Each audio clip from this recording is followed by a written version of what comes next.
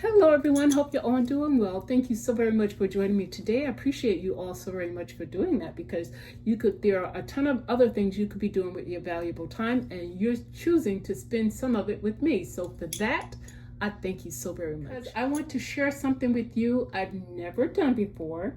So this is a brand new project for me, something that I've wanted to do for a very long time and I always kept it on the back burner. So what am I talking about? I am going to attempt to make my own personal journal. So before I attempt making my own journal, let me show you the two that I currently own already. Now this is the first one.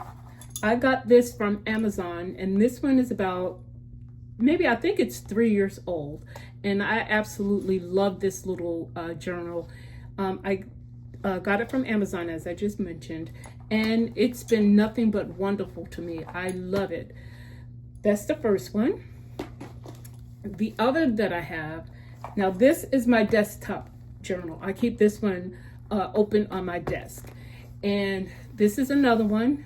I also got this from Amazon, and actually, I think these are both from the same company. They are, which is Moturn. This one I ordered new inserts for 2026 from Amazon, but they didn't fit just right, so I had to return those. But I do have new inserts for this one. So I'm not sure if depending on how my little project turns out, that will determine whether or not I'm going to be moving into this one for 2026. But these are the two journals that I currently have. In order to attempt making my own personal journal, let me show you all of the items that I learned you will need in order to do so. The first thing and the most important item that you're going to need is your leather. So y'all, look at this leather. Look how beautiful this leather is. Oh my goodness, I can't tell you how much I love this. Look at the color of it is just beautiful. And I love the striations that's in it. This is just gorgeous. And I picked this up from Hobby Lobby. And this is, it says it's a genuine full grain leather roll. And y'all, look how much I paid for that. Yeah. And this roll, I'm not going to unroll it now because I'm just showing you everything that you will need in order to complete this project. But this roll is so big. I have enough leather to make 2 journals, which I will be doing. And then I still will have enough left over to tackle another project, and that one I'll save for later. Yeah, we'll talk about that in a whole separate video. But yeah, this is the piece of leather that I got. And this one, when I saw this, I was actually in Hobby Lobby for something completely different. And when I saw this piece of leather, this is what pushed me over the edge to say, okay, it's time to get all of your supplies and attempt to make your journal that you've been wanting to do for over a year. So this is the leather that I will be using. The next thing that you will need, this is a loop rotary cutter. You'll need that. You will also need, it's called eyelet pliers. And you use this to attach your grommets, and the grommets are included with this thingamajig there. The next thing that you will need, well, I chose to get this to make the project easier for myself. This is a leather punch, a leather punch. So it's just that, you use it to punch holes in your leather. So I got that. And I wasn't sure if I can pick it up, if I will need this, but I got it anyway. And this is a detail knife.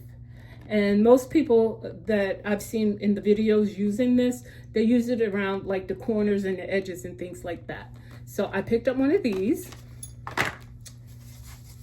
you will need a ruler. And you will also need, for the type of journal that I am making, you will need elastic cord.